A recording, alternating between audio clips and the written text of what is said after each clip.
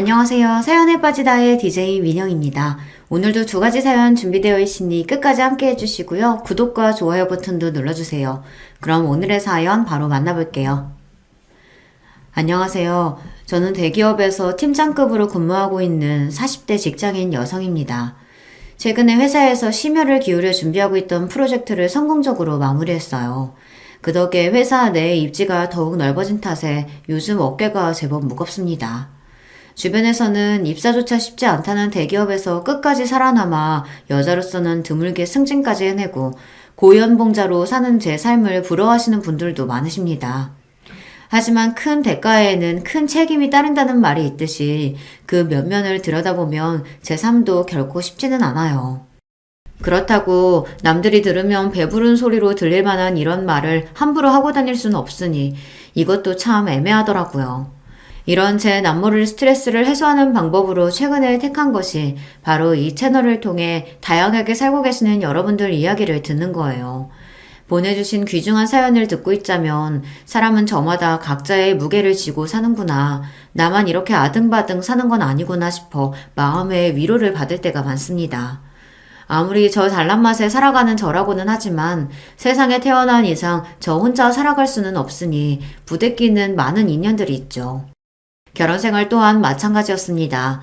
누구나 결혼할 때는 평생 신뢰할 수 있는 상대방과 안온한 집에서 함께 지낼 수 있길 기대하죠. 하지만 제 마음이 그렇다고 해서 상대방 마음도 반드시 그런 것만은 아니더군요. 이 은혜도 모르는 놈아. 네 주제에 감히 내 옆에 안 붙어있으면 이런 호사가 가능하긴 해? 제 분수에 넘치는 호강 시켜줬으면 정신 똑바로 차리고 살아도 모자랄 판에. 왜? 이렇게 사는 거 겪어보니까 이게 꼭 진짜 네 거라도 된 줄 알았어? 내가 참 기가 막혀서. 여보, 내가 정말 잘못했어. 내가 잠깐 미쳤었나 봐. 당신 같은 여자를 놔두고 내가 정말 돌았었어. 제발 한 번만, 딱 한 번만 용서해줘, 어? 용서 같은 소리 하고 있네. 그래, 네가 나 같은 여자 아니면 언감생심 이 호사를 어떻게 부리고 살았겠어. 지금 너 있는 그 자리가 딱 네 수준에 어울리는 자리니까 염치 없이 욕심부리 생각하지 말고 네 분수에 맞게 살아. 저보다 가진 것은 한참 적더라도 사람만 괜찮으면 그런 것쯤은 중요하지 않다고 생각하던 때도 있었습니다. 하지만 10길 물속은 알아도 한 길 사람 속은 알 수 없다는 말을 왜 예로부터 진리로 여겼는지 저는 그걸 결혼 생활을 통해 여실히 느낄 수 있었어요. 사람 참 눈에 보이는 게 다가 아니더라고요. 여기까지만 들어도 제 결혼 생활이 얼마나 파란만장했을지 직감이 가시나요? 오늘 제가 여러분께 들려드릴 이야기는 그런 제 결혼 생활에 대한 이야기예요. 저는 무남 동녀 외동딸입니다. 흔히 외동딸이라고 생각하면 집안에서 하나 있는 딸 자식 고이고이 곱게 기른 귀한 자식을 떠올리기 쉽지만 안타깝게도 제 유난 시절은 그러지 못했어요. 저의 집은 좋게 표현해도 유복하지 못했고 있는 그대로 표현하자면 콩가루 그 자체였습니다. 아비라는 인간은 철마다 바깥에서 여자를 가르치우는 인간 말종이었어요. 저희 집 자식이 저 하나뿐인 것도 하나 있는 자식 귀하게 키우자는 마음가짐과는 거리가 멀었죠. 늘 그렇듯 여자가 많았던 제 부친이란 사람이 자기 보기에 신부감으로 썩 괜찮다고 판단했던 저희 엄마를 꼬여내 속전속결로 결혼한 이후 저 하나 낳고는 내도로 바깥으로만 돌았으니까요. 그래도 여러 여자 거쳐갈 만한 반반한 상판댁이 가지고 있었던 아버지한테 홀랑 넘어간 엄마는 제대로 된 남자라고는 만나본 적이 없었어요. 그나마 아버지와 짧게 연애한 후로 곧장 시집와 저를 낳았으니 남자라고는 아버지밖에 몰랐습니다. 그렇다고 이게 순정적인 사랑이었냐 하면 그런 순애보와는 거리가 멀었죠. 이 정신 나간 놈아, 이 발정난 놈아. 네가 네 마누라랑 네 새끼 놔두고 벌써 이게 몇 번째야. 너 진짜 나 죽는 꼴 보고 싶어? 그래? 어? 이 여자가 진짜 애 다 듣는데 못하는 말이 없어. 그렇게 애 듣는 게 무서우면 네 놈이 행실을 똑바로 했어야지. 이거 놔! 아버지라는 인간은 잠잠해질라 싶으면 또다시 새 여자와 노닥거리고 그렇게 아버지의 여자가 바뀔 때마다 죽는다며 난동을 피우는 어머니였습니다. 사실 제가 생각하기에 진짜 죽을 생각은 없었을 거예요. 항상 아버지가 집에 들어올 때만 식칼을 사납게 휘두르며 자살소동을 피웠지만 슬쩍 실금 그어 피 비치는 정도 외에는 스스로 치명상을 입힌 적이 단 한 번도 없었으니까요. 그저 아버지 잡기 위한 쑤였을 겁니다. 1년에 며칠 집에 들어오지도 않는 아비라는 사람 들어오는 날만 쏙 골라서 그 난장을 피웠으니 말입니다. 어린 제 눈에 그런 부모가 얼마나 지긋지긋했을지는 설명을 하지 않아도 충분히 이해를 하시겠죠. 처자식 내팽개치고 밖에 나가 여자 노름한다고 세월 가는 줄도 모르는 책임감이랑은 코딱지만큼도 없는 아비는 말할 것도 없었지만 어머니라고 더 나을 것도 없었습니다. 하나 있는 자식한테 관심이 없기는 어머니도 매한가지였으니까요. 그나마 저한테 관심을 줄 때는 그런 콩가루 부모 밑에서도 어떻게든 악착같이 제 몫을 해내야겠다고 전교 1등 성적표를 들고 올 때 정도였습니다. 아이고 그래. 서인이가 그래도 나 닮아 제 밥벌이는 제대로 하고 살겠구나. 내가 너 하나 보고 산다. 너 하나 보고 살아. 이렇게 말하면 참으로 돈독한 모녀지간처럼 들릴지 모르겠으나 어머니가 제게 환히 웃으며 자랑스러워할 때는 딱 그 순간뿐이었습니다. 대부분은 이런 식이었죠. 이 나쁜 년, 이 인정머리도 없는 년. 너는 네 애비랑 똑같아. 어미가 이렇게 죽을 똥 말 똥 개고생을 해줘서 키워줬으면 너는 당연히 내 편을 들어줘야지. 어미가 싫은 소리 좀 했다고 불만을 덕지덕지 붙이고 앉아있는 저 꼬라지 좀 봐. 지 애비 똑 닮아가지고. 네, 술만 들어가면 아버지를 비롯한 온 세상 전체를 저주하며 온갖 폭언을 쏟던 어머니였습니다. 그 폭언의 대상에 저라고 빠져있지 않았죠. 지금이야 다 커서 생각하니 남편이라고 결혼한 작자는 집안 살림이라고는 거들떠볼 생각도 없이 여자들이랑 놀아나느라 바쁘고 가정 건사해보겠다고 어떻게든 식당 일이며 온갖 부업의 잡일까지 몸이 부서져라 일해야 했으니 어머니 삶이 참 팍팍했을 거라는 인간적인 이해는 같습니다. 하지만 그렇다고 해서 그게 부모로서 용서받을 수 있는 행동은 결코 아니었어요. 못 살겠으면 차라리 이혼을 해, 이혼. 이놈의 기집애가 못하는 말이 없어? 내가 누구 때문에 이렇게 사는데? 내가 너 아니었으면 이렇게 참고 살지도 않았어. 그러니까 차라리 갈라서라고. 내 핑계 대지 말고. 술만 마셨다 하면 제 친부를 향한 온갖 폭언도 모자라 저한테까지 비난의 화살이 쏟아지고 어쩌다 한 번씩 아버지란 인간이 집에 기어들어올 때마다 자살 난동을 일으키는 어머니였습니다. 고등학교 졸업할 때까지 저 굶어 죽지 않게 만든 것도 어머니고 긴 시간 집안 살림을 책임져 온 것도 어머니였기 때문에 마냥 원망할 수 없다는 것도 어린 제 마음을 더욱 고통스럽게 했습니다. 차라리 이럴 것 같으면 정말이지 아버지랑 갈라서기라도 바라고 또 바랬지만 애초에 그렇게 아버지와 오만 가지 추태를 다 부리면서도 끝내 이혼할 생각은 하지 않는 어머니였어요. 저렇게 끝을 보일 줄 모르는 원망 또한 아직까지 아버지에 대한 애정을 완전히 내려놓지 못했기 때문이라는 걸 어린 마음에도 어렴풋이 알 수 있었습니다. 저런 것도 사랑이라고 생각하면 정말 끔찍했어요. 결혼에 대한 제 생각이 오래전부터 부정적일 수밖에 없었던 것은 필연이나 마찬가지였습니다. 그나마 간간히 들려오던 아버지도 저 중학교 3학년 이후로는 완전히 소식이 끊어지고 어머니도 좀 잠잠해졌습니다. 희한하게도 아버지와 그렇게 죽일 듯 싸우는 게 꼭 어머니 삶의 원동력이라도 되었던 것 같아요. 아버지가 저희 인상에서 완전히 사라지자 저는 술에 취해 제게 폭언을 퍼붓는 일도 일어나지 않았죠. 그나마 딱 고등학교 때에 맞춰서 사라져준 덕분에 대학 입시 공부나마 정신 시끄럽지 않은 상태에서 할 수 있었던 게 다행스럽게 여겨졌습니다. 하지만 그 와중에도 어머니 정신은 날이 갈수록 메말라갔어요. 너는 나같이 미련한 여자랑은 달라서 독한 구석도 있고 네 앞가림 정도야 너 알아서 할 테니 크게 걱정은 없다. 어미가 돼서 제대로 해준 것 하나 없어. 미안하다. 서희야. 제 대학 합격 통지 듣고 얼마 안 되어서 결국 지병으로 몸져 놓으신 어머니께서 제게 남긴 마지막 유언이었습니다. 어머니가 임종하시는 순간까지도 아버지란 인간은 끝내 나타나지 않았어요. 찾아오는 조무객도 별로 없는 초라한 장례식을 치르며 저는 결코 어머니처럼 살지 않으리라 굳게 마음을 먹었습니다.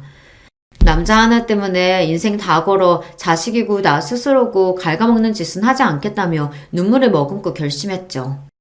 인간적으로는 참으로 가여운 어머니의 일생이었으나 그런 안타까운 마음에도 불구하고 부모로서는 형편없는 어머니였으니까요. 그렇게 양친 모두 잃고 세상에 홀로 남겨져서 시작하게 된 대학생활은 의외로 괜찮았어요. 어머니와 둘이 살 때도 살림이 넉넉한 편이 아니었기 때문에 항상 집에서 눈치를 봐야 했고, 참고서 한 권 사는 것도 쉽게 입을 떼기 어려웠습니다. 비록 하나 있는 자식이라도 남겨줄 재산도 없이 떠난 어머니셨기 때문에 모든 생활을 저 스스로 건사해야 한다는 게 쉽지는 않았어요. 하지만 이제 채워야 할 입은 저 하나밖에 없었고, 그 어수선한 환경에서도 이를 악물고 공부한 탓에 들어갈 수 있었던 명문대생이라는 타이틀 덕분에 괜찮은 과외자리도 여러 소개받을 수 있었습니다. 물론 남의 돈 버는 일이 그 무엇 하나 쉬운 일이 없으니 고생스럽기는 했지만, 고액 과외 여러 개 하며 지내다 보니 오히려 엄마와 함께 살 때보다도 금전적인 여유가 있는 편이었어요. 등록금이랑 생활비 충당하는 정도는 저 스스로도 충분히 해낼 수 있었습니다. 그러다 보니 저도 그제야 마음의 여유가 좀 생기더라고요. 저한테 누군가와 함께 사는 게 결코 좋은 기억일 수는 없다 보니 갓 성인이 되자마자 시작한 자취생활이 그렇게 만족스러울 수가 없었어요. 누가 저한테 눈치 주는 사람도 없고 술 먹고 행패 부리는 사람도 없고 혹여나 한참 연락을 끊은 아버지가 갑자기 나타나서 집안을 난장으로 만들지나 않을까 하는 불안감에 시달릴 필요도 없었습니다. 혼자 사는 게 딱 적성에 맞는다고 생각했어요. 그때는 워낙 긴 시간을 시달려온지라 외로움을 느낄 새도 없었습니다. 그야말로 제 세상이라고 생각했죠. 그렇게 과외해가며 학교 다니는 와중에도 공부는 악착같이 했습니다. 이 세상 천지에 믿을 거라고는 저 스스로밖에 없었으니까요. 제 부모가 온몸으로 보여줬던 불행의 전철을 밟지 않기 위해서라도 제 능력으로 올라갈 수 있는 데까지 올라가야 직성이 풀릴 것 같았습니다. 대학생활 내내 성적관리나 대외활동 등을 철저하게 관리한 덕에 대학 졸업반을 끝마치기도 전에 제가 입사를 희망하던 대기업에 우수한 성적으로 합격할 수 있게 되었습니다. 취업 준비하는 동안 의지할 만한 사람이라고는 하나도 없는 저였으니 어떻게든 졸업 전에 좋은 일자리를 잡아야 한다고 피땀 흘려가며 노력한 것이 결실을 맺게 되었다는 생각에 뿌듯했어요. 하나 마음먹으면 온 사활을 걸고 제대로 덤벼드는 제 성격답게 온갖 수재들이 모여있다고 하는 대기업에 입사한 후에도 저는 제 기량을 적극적으로 펼쳐나가기 시작했습니다. 그런 저를 보면서 시기하는 동료들도 많았으나 제 적극성을 높이 평가해주시는 분들 역시 많았어요. 특히나 사수들 중에서 여성인 선배들 같은 경우에는 그런 저를 기특하게 봐주시고 예뻐해주시는 분들이 많았어요. 요새 아무리 판도가 바뀌고 있다곤 하지만 여전히 여성에 대한 유리천장이 존재하고 있고 대기업도 그 면면을 들여다보면 상당히 보수적인 집단이기 때문에 여성이 끝까지 살아남기에 결코 녹록한 환경은 아니었습니다. 그 속에서 악착같이 살아남아 그 자리까지 올라간 여자 선배들 눈에는 아등바등 어떻게든 위로 올라가려고 길을 쓰는 신입인 제 모습이 마치 과거의 자신을 보는 것 같았겠죠. 그런 선배들 도움으로 저 역시 험난한 사회생활을 나름대로 잘 헤쳐나갈 수 있었습니다. 그렇게 잘난 선배들도 예외 없이 무너지는 순간이 있었는데요. 바로 결혼과 출산이었습니다. 업무할 때 그렇게 똑부러지고 당찰 수 없었던 선배들이 결혼 후 아이를 낳기 시작하면서 그 되찾던 기세가 꺾이고 결국은 하나 둘씩 회사를 떠나는 모습을 볼 때마다 정말이지 이해할 수가 없었어요. 저렇게 잘난 여자들도 결혼과 출산에서는 자유로울 수가 없는 건지 지금껏 그리 고생해서 쌓아올린 탑을 어째서 저리 한순간에 무너뜨릴 수밖에 없는 건지 안타깝다 못해 원망스러울 지경이었습니다. 서희야, 너는 절대 결혼하지 마라. 결혼하지 말고 네 능력 끝까지 펼쳐서 올라갈 수 있는 끝까지 한번 올라가 봐. 끝까지 회사에서 살아남을 수 있으리라 의심치 않았던 선배가 떠나면서 씁쓸한 표정으로 제게 남긴 말이었습니다. 이런 일을 몇 번 겪다 보니 저 나름대로 패턴이 눈에 보이기 시작하더라고요. 좋은 대학 나와 좋은 직장 다니며 훌륭한 스펙 갖춘 선배들이었으니 결혼 선배들 역시 다들 조건이 출중했어요. 그럼에도 불구하고 항상 결국 져주는 쪽은 여자 쪽이 되더라고요. 출산 문제에 있어서도 그렇고 아이 양육에 있어서도 그랬습니다. 다들 남편 못지않은 높은 스펙의 고연봉자였음에도 결국 희생은 아내와 엄마의 몫이 되었다는 거죠. 그러다 보니 그런 생각이 들더라고요. 내가 아무리 잘난 사람이라고 해도 나랑 비슷한 잘난 사람 만나면 결국 굽히는 쪽은 내 쪽이 될 수밖에 없겠구나. 선배들이라고 처음부터 결혼해서 자기 꿈 버리고 살 생각이라고는 추호도 없었을 테니 상황이 그런 식으로 몰아갔겠죠. 잘난 아들 둔 시댁에서 아들이 며느리한테 기죽어 사는 꼴 보고만 있을 리도 없었을 겁니다. 결혼에 대한 제 생각이 더더욱 부정적으로 바뀔 수밖에 없었어요. 결혼이 제 커리어에 결코 득이 되지 않으리라는 생각은 물론이었습니다. 만약 결혼이라는 걸 하게 된다 할지라도 저 잘난 줄 알고 아내 이상을 당연하게 생각하는 남자보다는 차라리 저보다 조건이 좀 떨어져도 제가 계속해서 성공 가도를 달리는 게 오히려 이득이라는 걸 판단할 수 있는 최소한의 계산은 할 줄 아는 남자가 차라리 나을지도 모르겠다는 생각을 하게 된 거죠.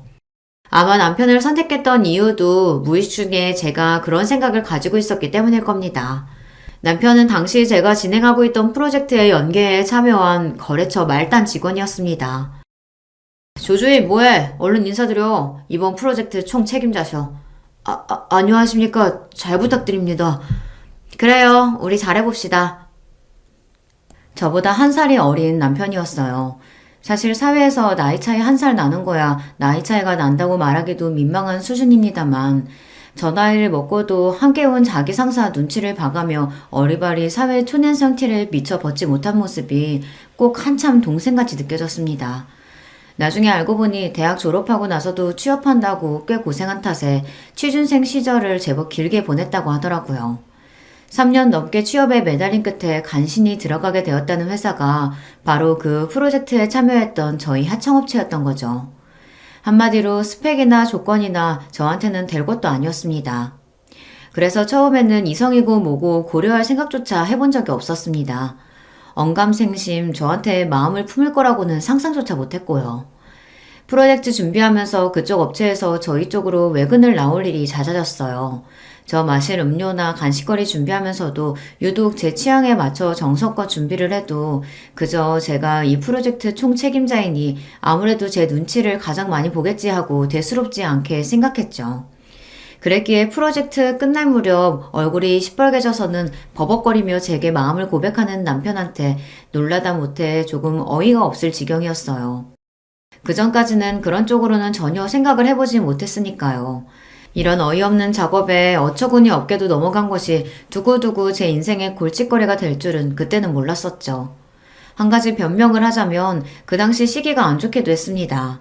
앞에서 언급했듯이 제가 회사에서 입지를 넓히면 넓힐수록 제가 의지하고 믿어왔던 여자 선배들은 거의 자취를 감추고 있었어요.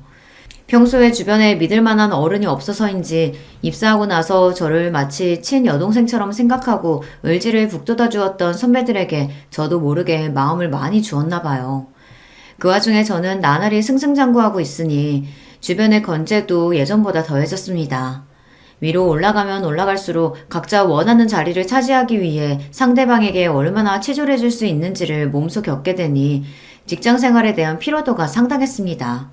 그렇다고 이걸 친구들 만나서 해소하기도 쉽지 않았어요. 저도 이제 나이가 차고 있으니 결혼을 고려하고 있던 친구들은 이미 거의 결혼해서 가정생활을 시작해 바쁘게 지내고 있었습니다. 저처럼 결혼보다는 성공에 더 큰 목표를 가지고 있던 친구들조차 상황은 저와 비슷할 테니 다들 자기 앞가림하기도 바빴겠죠. 평소에 외로움을 잘 타지 않는 성격이라고 생각했는데 상황이 이렇게 되다 보니 저 역시 힘에 부치더라고요. 그러니 남편은 운이 좋았던 겁니다. 하필이면 제가 살면서 가장 마음이 약해져 있고 외로움을 타던 시기를 본의 아니게 공략하게 된 셈이니까요. 그래도 연애할 때는 꽤 좋았어요. 처음부터 서로의 조건이나 스펙이 차이가 많이 난다는 걸 알고 시작했기 때문에 이런 부분은 서로 조심을 하기도 했습니다. 제 입장에서는 불어 상대방 자존심 상할 일 없게 한다고 예의를 잘 지키고 있었고 남편 입장에서는 자기 조건 생각하면 언감생심 꿈도 못 꿀 여자를 만나게 되었으니 그만큼 제게 더 지극정성으로 대했죠. 그때는 그것조차 흡족하게 느껴졌습니다. 잘난 남자들은 온 세상에서 자기 잘난 걸 모를 수 없도록 추켜 세워주며 사회적으로 대접을 받으니 그만큼 콧대도 높았으니까요. 그럼 남자 비위 맞춰주며 속 끓이고 저 자세로 나가느니 이렇게 자기 처지를 잘 알고 저 귀한 줄 알고 정성을 쏟아주는 남자 만나는 게 나쁘지 않게 느껴졌어요. 한편으로는 아직 어수룩한 남편의 모습이 순수하고 사회의 때가 타지 않은 것처럼 느껴졌습니다. 정작 그런 외적인 부분만 생각하고 거기에 맞춰 상대방 생각을 끼워 맞췄으니 돌이켜 생각하면 순진한 건 제 쪽이었는데 말입니다. 그동안의 제 성정을 생각해보면 어림도 없는 일이었음에도 이렇게 사람을 편안하게 해주는 상대방을 만나다 보니 물 흐르듯 자연스럽게 결혼 이야기도 나오기 시작했습니다. 하지만 그렇다고 제가 완전히 정신을 놓고 있는 건 아니었으니 호락호락 넘어갈 저는 아니었어요. 은근슬쩍 결혼에 대해 운을 띄우는 남편 말에도 제 입장은 단호했습니다.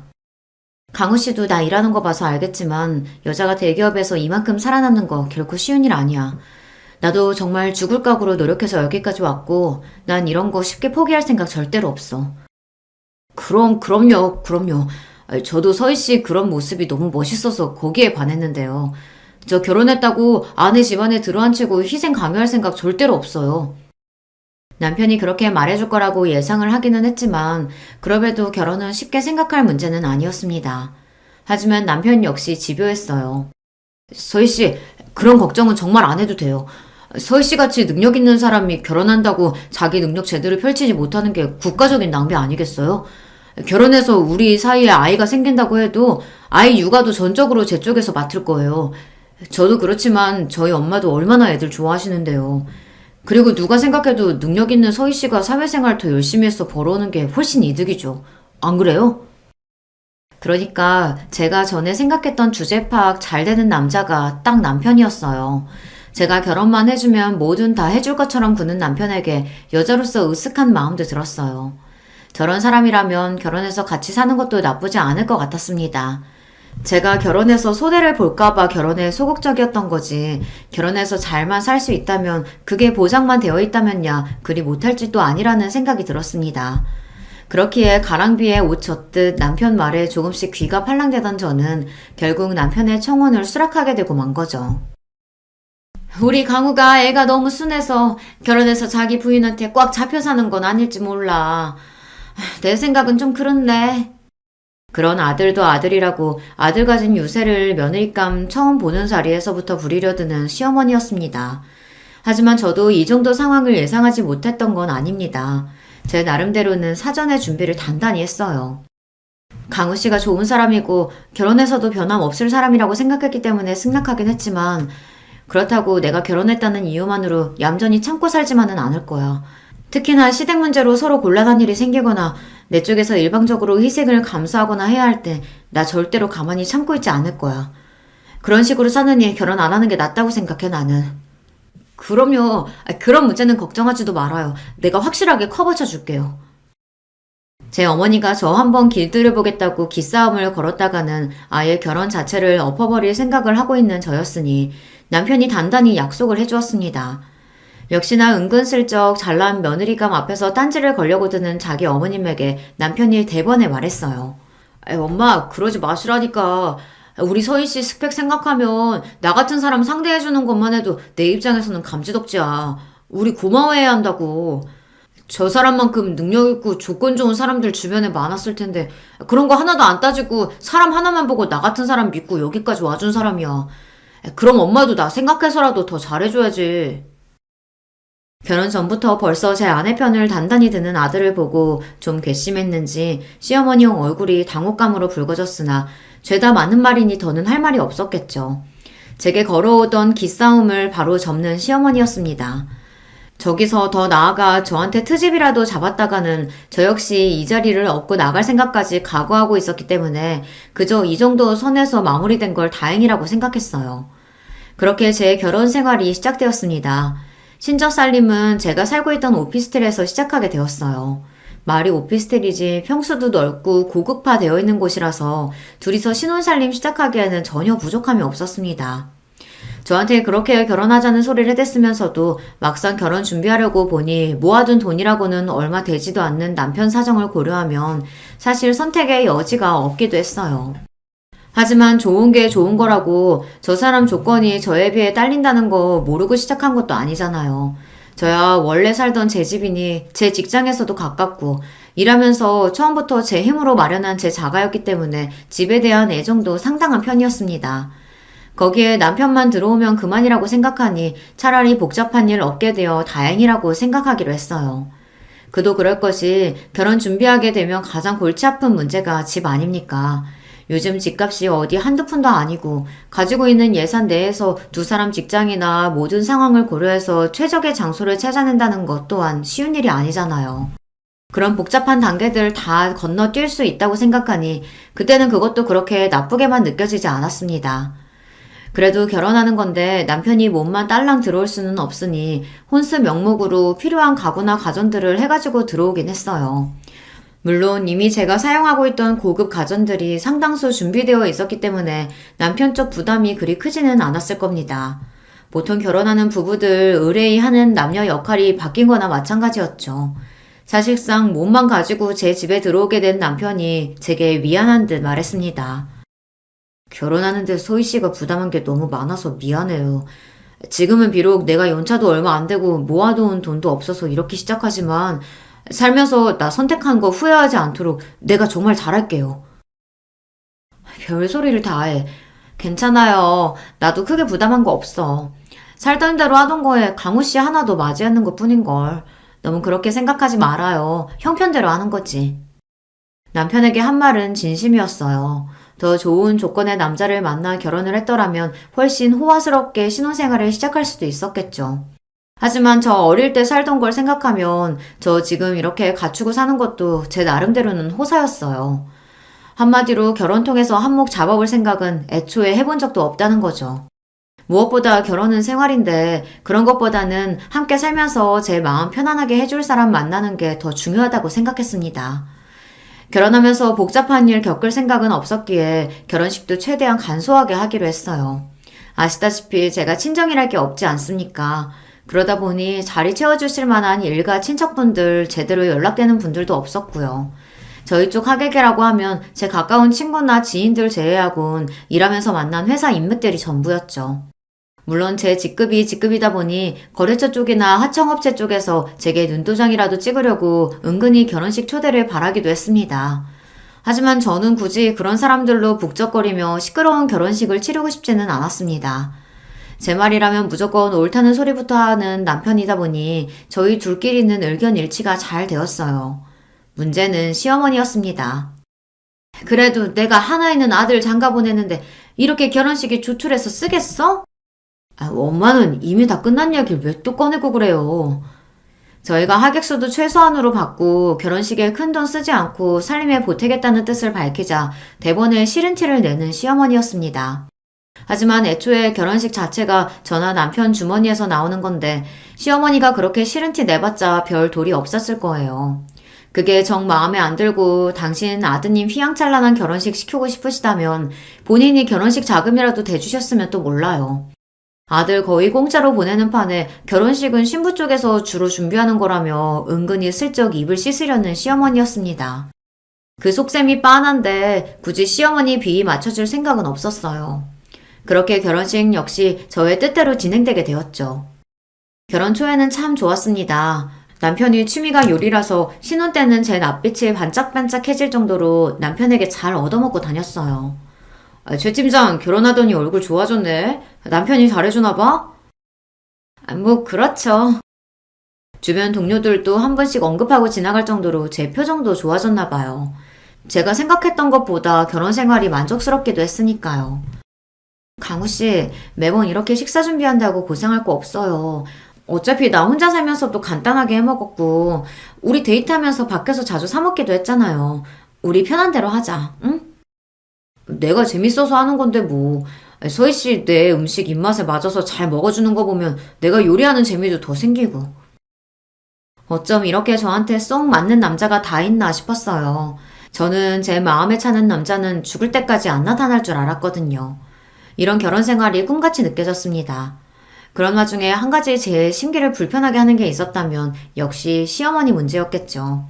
며느리라고 저한테 해준 것도 없으면서 제가 당신 아들의 배는 번다는 걸 알자 은근히 제게 바라는 게 많아진 시어머니였습니다. 누구네는 며느리가 결혼하면서 명품백도 해줬다고 하던데 너는 아무래도 애가 잘 버니 명품이나 이런 것도 좀 잘 알겠네? 아니요. 저는 그런 거 하나 장만하느니 그 돈 보태서 집 마련하자고 생각했던 편이라서요. 그러니까 제 또래보다 일찍 제 집 마련도 할 수 있었겠죠? 대놓고 명품백 사달라는 말이나 다름없었으나 제가 왜요? 신혼집도 제가 해 얼마 안 되는 혼수 명목 제외하고는 집안 살림도 제가 다 마련해 놓은 거였어요. 결혼식은 또 어땠나요? 집이며 혼수며 뭐 하나 제대로 해서 들려보낸 것도 없으면서 며느리라고 폐물 하나 물려주신 것도 없는 시어머니였습니다. 이런 이야기까지 하면 치사스럽다고 생각하실지 모르겠으나 사람 심리가 원래 오는 게 있어야 가는 것도 있는 거 아니겠습니까? 그게 꼭 물질적인 게 아니라 마음 씀씀이라도 말이죠. 해준 거는 없이 늘 잘난 며느리가 당신 아들 기죽이지는 않을까 경계하면서 제게 바라는 것만 많은 시어머니한테 맞춰드릴 생각은 눈꼽만치도 없었어요. 그나마 눈치가 있어서 저한테 살랑거리며 비위를 맞추는 시누이가 나을 지경이었습니다. 언니같이 능력 있는 사람이 내 새언니라니. 우리 오빠가 여자복이 넘쳐도 넘친다, 정말. 대학 졸업한 지 2년차가 넘어가는 시누이는 아직 미취업 상태였습니다. 시누이 입장에서도 저랑 안 좋게 지내봤자 좋을 게 하나도 없었죠. 대기업 팀장급인 높은 직급에 넉넉한 형편까지 변변한 직장 하나 구하지 못한 취준생의 인맥치고는 호화스러웠으니까요. 제가 자기한테 득이 되면 득이 됐지 실이 될 일은 없었겠죠. 저한테 밉보여서 좋을 게 없었으니 더 제 기분을 맞추려고 노력하는 게 눈에 보였어요. 아직 나이가 얼마 되지 않으니 그런 속이 빤히 보였지만 제게 바라는 거 많으면서도 자격지심에 삐뚤게 대하는 시어머니보다는 차라리 속 빤히 보이는 시누이가 낫다고 생각했습니다. 자, 이거 아가씨한테 어울릴 것 같아서 내 거 사면서 하나 샀어요. 어머, 세상에, 너무 예쁘다. 나 이런 선물 처음 받아봐요. 언니, 진짜 고마워요. 제가 선물한 명품 실반지를 끼며 좋아서 입이 귀에 걸리는 시누이였습니다. 이런 식으로 시누이에게 한 번씩 선물을 하고는 했어요. 제가 저한테 잘하는 사람한테는 아끼는 성미가 아니거든요. 또 베푼 만큼 돌아온다고 생각하기도 했고요. 물질적으로 갚지 못하면 마음이나마 쓴다고 생각했어요. 아무래도 제가 어릴 적부터 가정 형편이 이렇다 보니 아무 의도 없이 순수한 호의를 베푸는 게 오히려 불편한 부분이 있었습니다. 이렇게 줄 거 확실히 주고 받을 거 확실히 받는 편이 더 편했어요. 반면 제 심기를 거스르는 사람한테는 돈 한 푼도 쓰지 않았습니다. 저도 여기까지 올라와서 이만한 돈 벌 수 있기까지 여간 고생을 한 게 아닌데 뭐 한다고 저한테 잘하지도 않는 사람한테 귀하게 번 돈 함부로 쓰겠어요. 그러니 시어머니는 처음부터 작전을 잘못 세워도 아주 잘못 세운 거였죠. 저한테 잘 보인 시누이가 하나 둘씩 떡고물을 받아 챙기는 걸 뻔히 보는데 시어머니의 배알이 꼴리지 않을 수 없었겠죠. 이전에도 시어머니가 저한테 여러 번 돈 해달라는 부탁을 한 적이 있었습니다. 하지만 제 반응은 단호했어요. 정 돈이 급하신 거면 돈을 해드릴 수는 있어요. 하지만 어머니, 가까운 사이일수록 돈 문제 같은 예민한 건 확실하게 처리해야 돼요. 정말로 저한테 돈 빌려가실 거면 차용증도 쓰셔야 하고 기간 지키셔서 빌리신 돈도 돌려주셔야 되고요. 아니 무슨 식구끼리 그렇게까지 해? 사람 정없게. 지금이야 그게 정없게 들리실지 모르시더라도 그 편이 나아요. 어머님 말씀대로 몇 푼 되지도 않는 돈 때문에 가족관계 어그러지면 그것만큼 어리석은 게 또 있나요? 단호한 제 말을 말문이에 막혀버린 시어머니였습니다. 사실 제 말이 맞잖아요. 돈독하게 잘 지내고 있는 고부지간이라고 해도 돈거래 같은 건 철저하게 하는 게 맞죠. 하물며 제 입장에서는 그리 좋은 감정을 가지고 있는 시어머니도 아니었습니다.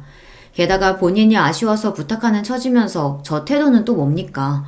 제가 돈을 안 빌려준다고 한 것도 아닌데 빌려준다고 한 것만으로도 고마워해야 할 판 아닌가요? 마치 며느리한테 돈 맡겨둔 것처럼 구는데 진짜로 차용증도 없이 돈 빌려줬다가는 은근슬쩍 입 싹 씻고도 남을 시어머니였으니까요. 저는 시댁 쪽에 언제 한번 손 벌린 적이 없는데 하는 짓은 다르지만 결국 저한테 바라는 게 많다는 점만은 똑 닮은 시어머니와 시누이였습니다. 그런 자기 본가 식구들 때문에 남편 역시 살살 제 눈치를 볼 때가 많았죠. 여보, 우리 엄마랑 강미 때문에 골치 아프죠? 내가 그러지 말라고 그렇게 얘기하는데 말을 잘 안 듣네. 아니야. 나도 내 수준에서 감당되는 것만 받아주지 그러지 못할 것 같으면 애초에 받아주지도 않으니까 그걸로 별로 미안해하지 않아도 돼요. 피로를 풀어주겠다며 제 어깨를 마사지하는 남편에게 달스럽지 않게 말했습니다. 스트레스가 아예 없다고 하면 거짓말이겠지만 그래도 사람과 사람이 엮인 일인데 그렇게 물 흐르듯 편하게만 흘러갈 수 없다는 것 정도는 저도 알고도 남을 나이였으니까요. 그리고 그 정도는 충분히 감당이 가능하다고 생각하기도 했습니다. 얼마 안 지나서 시누이가 제 앞에서 쭈뼛거리더니 또 부탁을 하더라고요. 이것저것 자잘하게 부탁하던 게 잦은 시누이였기 때문에 이번에도 또 뭔가 예산일처럼 생각했습니다. 저 언니, 저 이번 시즌은 진짜로 취업해야 하거든요. 그런데 알다시피 지금 우리 집 꼴이 집중해서 공부할 만한 환경은 아니잖아요. 그래서 그런데 나 이번 취업 시즌 동안에만 잠깐 언니네 집에서 신세 좀 지면 안 될까요? 내가 취업만 하면 정말 언니한테 신세 진 거 배로 갚을게요. 네? 언니. 저도 이건 좀 부담스럽더라고요. 아무리 살랑살랑 제 비위를 맞추며 저한테 잘 보이려고 드는 신호였지만 그래도 같이 사는 건 다른 문제 아닙니까? 저로서도 제 집에 시댁 식구가 같이 사는 게 부담이 되지 않을 수가 없었어요. 하지만 시댁 형편 생각하면 신우의 말도 아주 일리가 없는 건 아니었습니다. 시댁 집 규모가 작은 건 둘째 치더라도 시어머니가 부업하느라 하루 종일 거실에서 뚱땅대고 있는데 원래부터 진득하게 공부하는 성품이 아닌 시누이 입장에서는 집중력이 흐트러질 만도 했겠죠. 남편 역시 은근히 제 동생 지원 사격을 했습니다. 서희 씨 입장에서 많이 불편한 거라는 건 알지만 정말 제 쥐 죽은 듯이 있게 할게요. 어차피 제 학원도 다녀야 하고 우리 집에 있을 밤늦은 시간에는 공부만 보내면 되니까. 우리 다 직장에 일하러 나갔을 때만 잠깐 집에서 공부하고 우리 집에 들어왔을 때는 잠만 재운다고 생각하면 돼요. 제 소란 피우면 내가 먼저 내쫓을 테니까 딱 몇 달만 도와줄 수 없을까요? 마치 저 말고는 다른 대안은 없다는 듯이 절박하게 제게 매달리는 두 사람을 보고 마냥 안 된다고 거절하기도 쉽지 않더라고요. 결국 신우의 부탁을 들어줄 수밖에 없었습니다. 한동안 약속한 대로 정말 쥐죽은 듯 지내던 신우이였기에 생각보다 지낼만 하다고 생각했어요. 하지만 머지않아 문제가 하나 생겼습니다. 당신 혹시 내 액세서리에 한 만졌어? 왜? 뭐가 없어? 아니, 내가 분명히 여기 뒀던 것 같은데 어디 잘못 빼놨나? 제 물건이 하나씩 없어지거나 아니면 제가 평소에 절대 두지 않을 만한 자리에 놓여 있는 겁니다. 그동안의 변화라고는 신우이가 집에 들어온 것밖에 없으니 자연스레 신우이가 제 물건을 만지는 거 아닌가 하고 의심이 들었어요. 하지만 이게 참 말 꺼내기도 애매한 문제잖아요. 증거도 없는데 괜히 죄 없는 사람 잡는 걸 수도 있고 그러다 문득 생각이 났습니다. 지금은 고양이 별을 건너고 난 이유지만 결혼 전에 혼자 살면서 키우던 고양이 때문에 반려동물 캠을 설치해뒀던 기억이 났어요. 그것까지 치우면 정말 소중히 키우던 고양이의 흔적이 다 사라지는 것 같아서 설치한 걸 떼어내지는 않았으나 당연히 가동은 멈춰두었죠. 그래서 혹시나 하는 마음에 몰래 캠 기능을 다시 켜두었어요. 그러고는 갑작스레 회사에서 이슈가 터지는 바람에 제가 며칠 집에도 제대로 들어가지 못했습니다. 하도 정신이 없고 거의 잠도 자지 못했다 보니 캠 켜놓은 것도 자연스레 잊게 되었죠. 터진 일 해결한다고 피가 마르는 며칠간의 시간을 보낸 후 간신히 사건을 수습할 수 있었습니다. 제가 그래도 건강은 항상 자신을 하던 사람이었는데 며칠이나 밤을 새고도 멀쩡할 수는 없었나 봐요. 으슬으슬 몸살 기운이 올라오기 시작했습니다. 팀장님, 이제 급한 불도 어지간히 껐는데 들어가서 집에서 눈 좀 붙이세요. 지금 팀장님 안색이 너무 안 좋아요. 아, 그래, 그럴까? 자기들도 오늘 일찍 퇴근해, 그럼. 회사 입사하고 나서 제가 근무 시간도 채 마치지 못하고 조퇴하는 건 처음이었습니다. 그 정도로 잠이 쏟아지더라고요. 얼른 집에 가서 뜨끈한 물로 샤워하고 제 포근한 침대에 몸을 묻고 싶다는 생각밖에 없었어요. 평소에 퇴근하는 시간이 아니다 보니 집에 시누이가 있을지도 모른다는 생각은 했지만 어차피 잠만 잘 건데 그냥 조용히 내 방으로 들어가야지 싶었습니다. 남편이야 아직 퇴근하려면 한참 남아 있었고요. 그렇게 조용히 현관문을 따고 들어가서 제 방문을 열려고 하는데 순간 이상한 기척이 느껴졌습니다. 속닥거리는 말소리 같은 게 들리는데 여자 목소리였어요. 대번에 피로가 확 가실 만큼 기분이 확 나빠졌습니다. 이 시간에 지금 집에 있을 사람이 시누이밖에 더 있나요? 아니, 공부하라고 큰맘 먹고 집에 들여놨더니 자기한테 내어준 방도 아니고 왜 제 방인 안방에서 그 시각에 여자 소리가 들린단 말입니까? 순간 며칠 전부터 안방에 넣어둔 제 물건들 때문에 신경 썼던 일이 퍼뜩 떠올랐어요. 아, 내가 현장을 잡았구나 싶었죠. 네, 이걸 진짜 가만히 안 둘 거다라고 생각하며 방문을 확 열어젖혔습니다. 뭐야! 제 안방에 있던 사람이 갑작스레 문 열리는 소리에 경악해서 소리를 질렀습니다. 하지만 목소리의 주인공은 제가 예상하던 사람이 아니었어요. 바로 제 남편이었죠. 한창 회사에 있어야 할 사람이 눈앞에 있는 게 믿기지 않을 지경이었습니다. 하지만 그건 놀란 축에도 속하지 않았어요. 저를 정말 놀라게 했던 건 반쯤 벗은 내 남편 옆에서 역시 옷을 입은 둥 마는 둥한 차림으로 내 안방 침대에 떡 버티고 누워있는 웬 여자 때문이었습니다. 네, 그 여자는 바로 남편의 상간녀였습니다. 짧은 시간 동안 제 머릿속에 얼마나 많은 생각이 스쳐 지나갔는지 모릅니다. 하지만 그 생각이 다 정리도 되기 전에 제 몸이 먼저 움직이고 있었어요. 여보, 그러니까 이게 무슨 일이냐면 감히 변명을 시도하는 남편 면상에 그대로 주먹을 꽂았습니다. 희한한 소리를 내며 제 면상을 감싸주는 남편을 뒤로하고 옆에 있던 여자 머리채를 휘어잡았어요. 이가 없다! 머리채를 붙들린 여자가 소리를 지르든 말든 무서운 기세로 그 여자를 질질 끌고 현관문 밖으로 나갔습니다. 제 몸에서 어떻게 그런 힘이 솟아났는지 모르겠어요. 며칠 밤을 새고 다 죽어가는 저조차도 극도의 흥분 상태로 만든 충격적인 광경 때문이었겠죠. 감히 내 안방을 차지하고 있던 그 더러운 여자를 문 밖으로 패대기 친 후 저는 고래고래 소리를 질렀습니다. 도둑이야! 도둑이야!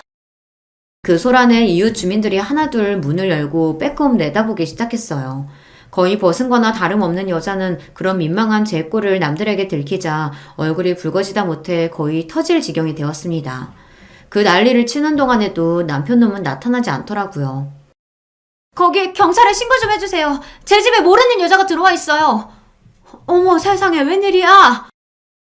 평소에 오지랖 넓으시던 이웃 주민 한 분이 흥미진진한 눈으로 그 꼴을 바라보다 들고 있던 휴대전화로 경찰에 전화를 걸었습니다. 남편이란 놈이 문 밖으로 튀어나온 것도 딱 그 시점이었어요. 저 비겁한 놈이 방금까지 저랑 붙어먹던 여자는 옷도 제대로 못 걸치고 문 밖에 쫓겨나 저 수모를 당하고 있는데도 그 와중에도 제 체면은 챙기고 싶었는지 위아래 옷을 다 갖춰 입고 나왔더라고요. 하긴 마누라 속이고 감히 내 집에서 더럽게 뒹군 연놈들 의리라고는 고작 그런 거겠죠. 여보 내가 다 설명할게. 제발 내 얘기 좀 들어줘. 대번에 바닥에 무릎을 꿇고 파리처럼 두 손을 싹싹 비벼가며 제게 비는 남편이었습니다. 하지만 제가 어디 그런 꼴 두고 보고 있을 사람인가요? 제 불우한 어린 시절 이야기는 여전히 기억하고 계실 거예요. 저한테 외도는 애초에 타협의 대상이 아니었습니다. 처자식 내팽개치고 외도를 일삼던 아비와 그런 아비를 끝끝내 포기하지 못해 하나뿐인 자식에게 생채계를 남긴 어미를 떠올리면 그러려고 해도 그럴 수가 없었어요. 마침 제 발로 제 집 밖으로 걸어 나온 김에 그대로 그 둔 연놈들을 제 집에서 쫓아내 버렸습니다. 더러워서 놈과 한마디 말도 섞고 싶지 않았어요. 그대로 남편과 남편 상간녀를 집 밖에 내놓은 채 저는 집으로 들어가 문을 쾅 걸어 잠갔습니다. 수치심을 견딜 수 없었는지 질질 짜는 상간녀 울음소리가 들렸으나 그마저도 끔찍해 손님방으로 가서 문을 걸어 잠그고 이불을 뒤집어 썼습니다.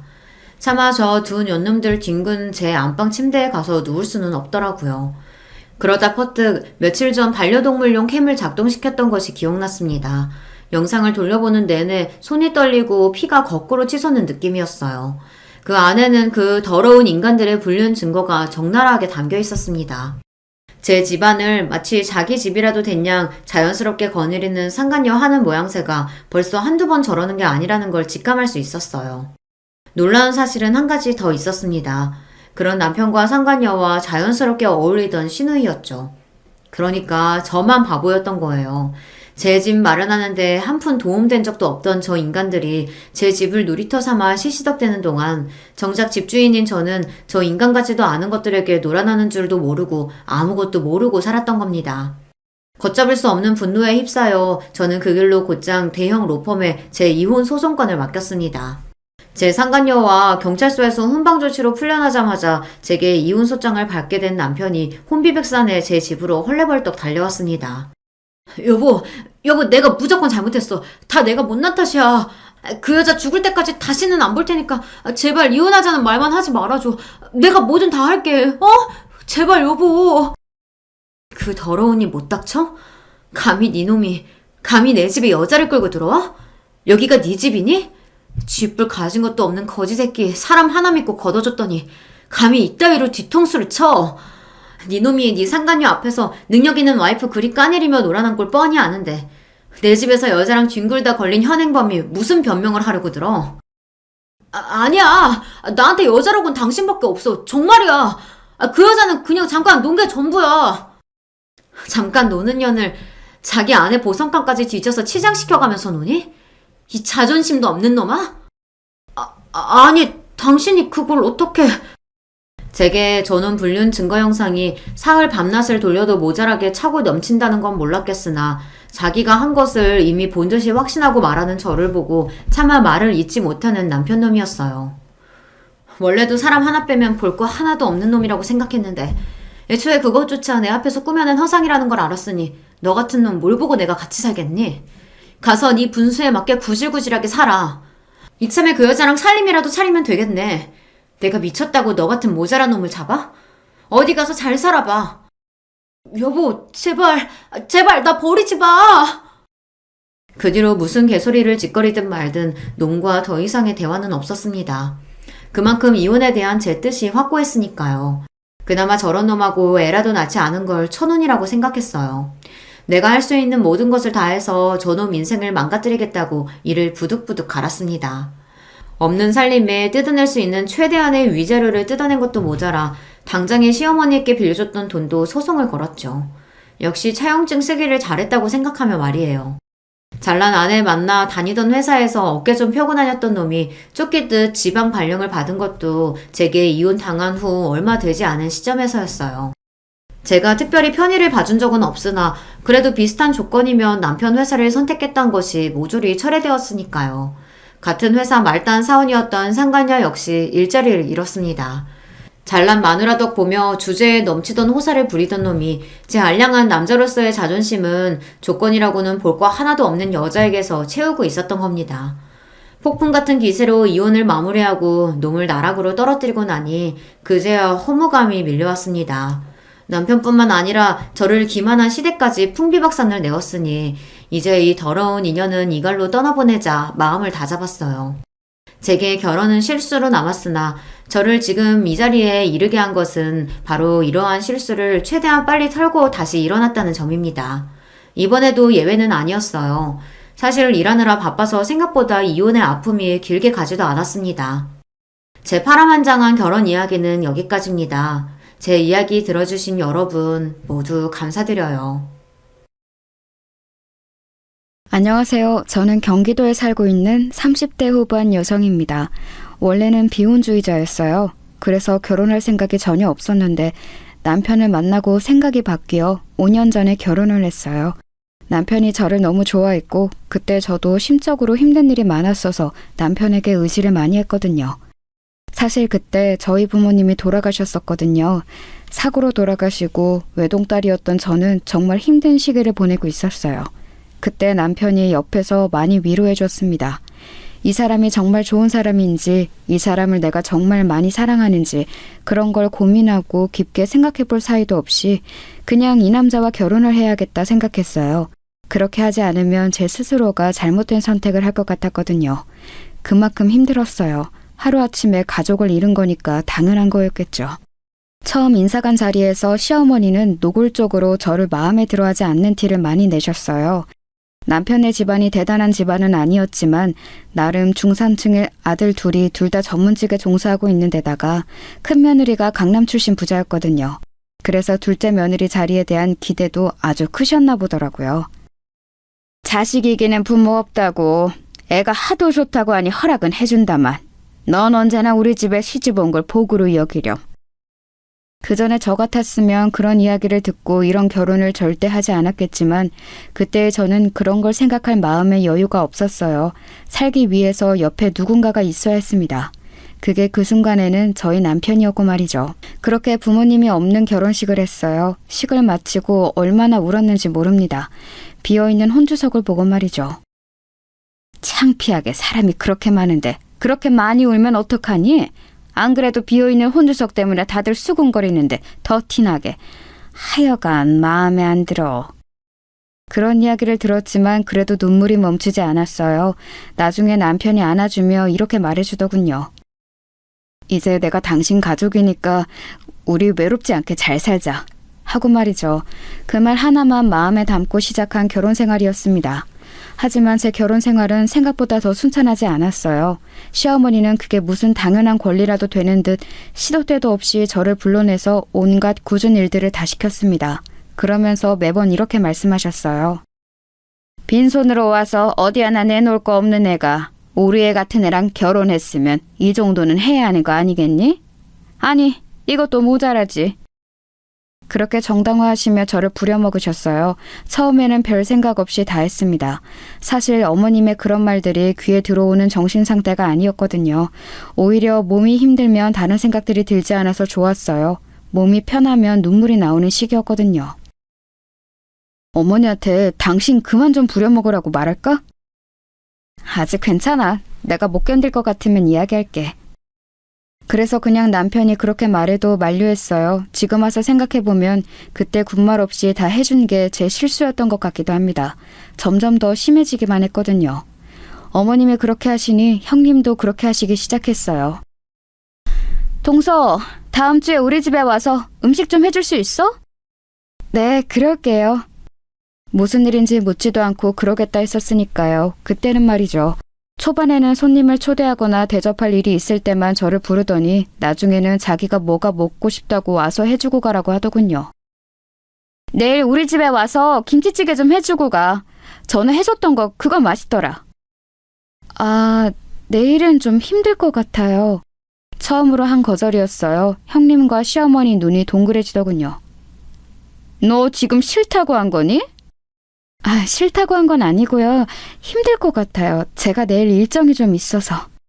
그게 그 말 아니니? 어디서 어른 말에 말대답이야? 너같이 집에서 놀고 먹는 애가 일정이 있을 게 뭐가 있어? 나가서 남편이 벌어다 준 돈이나 쓰면서 돌아다니려고? 어? 나는 그 꼴 못 본다. 일정이 있다는 말 하나를 저렇게까지 해석하시는 분이셨어요. 대단하시죠? 어디 놀러 가는 거 아니고 내일이 저희 엄마 생신이시라 계신곳 가보려고요. 덤덤한 얼굴로 그렇게 말했습니다. 그랬더니 시어머니 얼굴이 붉어지더군요. 본인도 부끄러웠겠죠.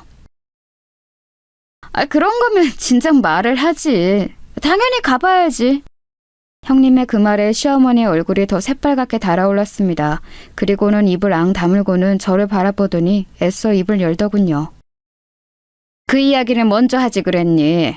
그런 일이 있으면 어련히 가보라고 할 거 아니냐. 사람 무안하게. 끝까지 미안하다는 말 한마디를 안 하시는 분이셨어요. 저한테 미안하다는 말을 하면 마치 엄청나게 자존심이 상하는 사람처럼 굴었습니다. 그런 생활을 5년 정도 했어요. 지금 이 사연을 듣고 계시는 분들은 정말 뭐 저런 답답한 애가 있나 싶으시죠? 하지만 저는 정말 다른 생각을 할 겨를이 없는 이 생활이 오히려 편했어요. 시어머니나 형님에게 듣는 말들이 크게 상처가 되지도 않았고 말이죠. 가끔 부모님이 안 계신 이야기가 나오면 슬펐지만 말입니다. 제가 그런 것들에 기분이 나빠하지 않을 수 있었던 이유는 확실히 있긴 했어요. 사실 저에겐 남편도 모르는 비밀이 하나 있거든요. 바로 저희 집이 엄청나게 부자였다는 사실이었습니다. 저희 아버지는 부동산을 크게 하셨어요. 가지고 계신 땅이나 건물도 많았습니다. 아버지가 살아계실 때는 제 인생을 마음대로 하시려는 것 때문에 독립을 해 나와 살고 있었어요. 부모님의 도움은 하나도 받지 않겠다고 선언하고 말이죠.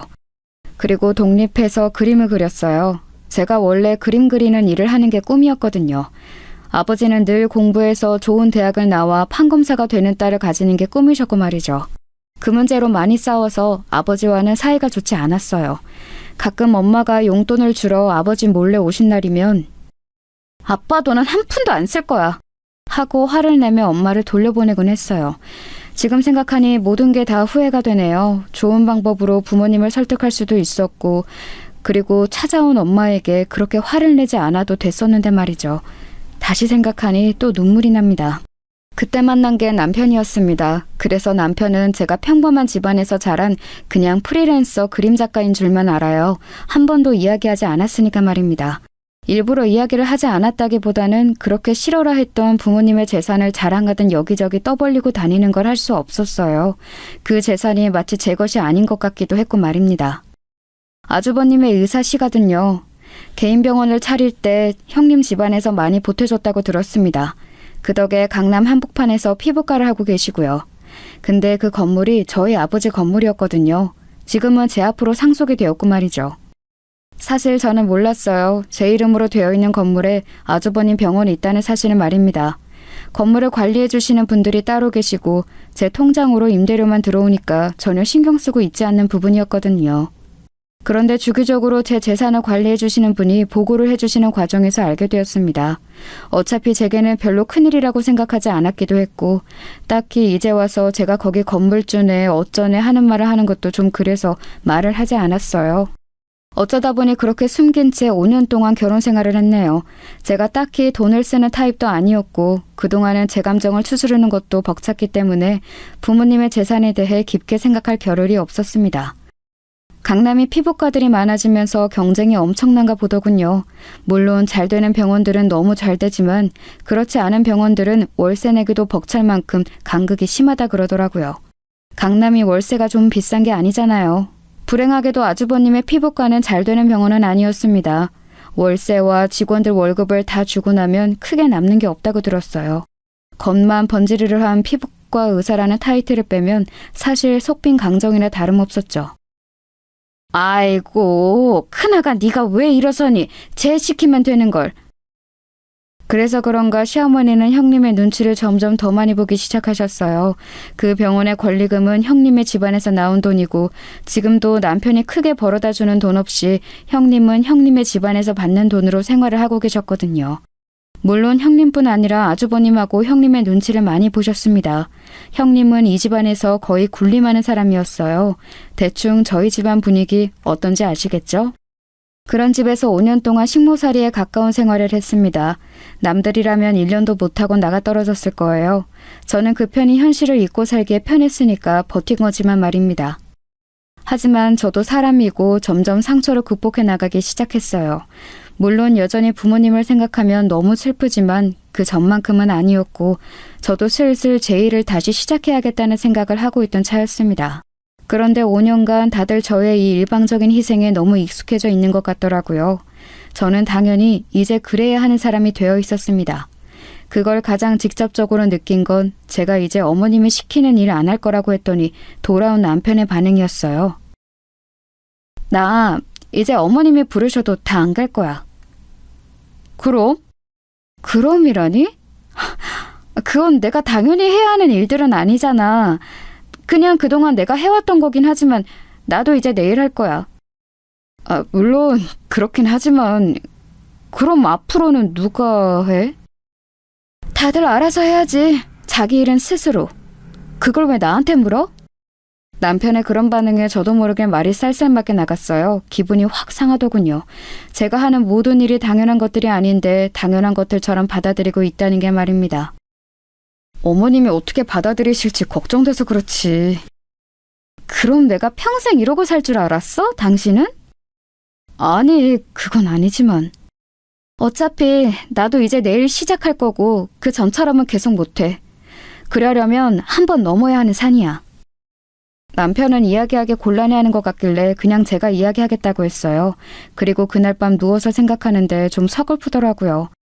이 사람은 분명 저에게 가족이 되어준다 했었는데 저는 그 사람의 진정한 가족이 아직 아닌 것 같은 기분이 들었거든요. 하지만 힘들 때 힘이 되어준 사람이었기 때문에 그런 생각은 하지 않으려 노력했습니다. 그리고 며칠 뒤 어머님이 다시 부르셔서 집으로 갔어요. 나 오늘 약속 있어서 나갔다 올 동안 대청소 좀 싹 해라. 창틀에 먼지도 다 닦고 저 위에 액자 같은 것도 다 내려서 먼지 털고. 네, 근데 어머님 이제 앞으로는 사람 쓰셔야 할 것 같아요. 그 말에 분주하게 외출 준비를 하던 시어머니가 멈추고 저를 빤히 보더군요. 왜? 네가 있는데 사람을 써? 이제 저도 쉬었던 일을 시작하려고요. 네가 무슨 일... 너 그림 그린다고 했었나? 제가 식모처럼 일만 했더니 진짜 식모인 줄 아는 사람들처럼 굴더군요. 남편도 시어머니도 말이죠. 인제 와서 일을 다시 시작해? 왜? 둘째가 벌어다 주는 돈이 모자라니? 아니요. 제가 어디다 돈을 쓰는 타입도 아니고 그냥 저도 이제 제 일을 다시 시작하고 싶어서요. 그니까 왜? 하고 싶어서 했던 일이니까요. 다시 하고 싶어서요. 하고 싶은 거 다 하면서 사는 인생이 어딨어? 그럼 집안일은? 각자 일은 이제 각자 하셔야죠. 뭐? 시어머니가 기가 찬데 저를 바라봤지만 사실 정말 기가 차는 건 저였어요. 일단 나중에 다시 이야기하자. 나 지금 늦었으니까. 네. 뭘 다시 이야기해야 할지 몰랐지만 말입니다. 그냥 제가 원래 대신해주던 자기 일을 스스로 하라는 건데 어머님이 외출하시고 마지막이라고 생각하면서 집 청소를 했어요. 그리고 늦게까지 돌아오시지 않아 그냥 집으로 왔습니다.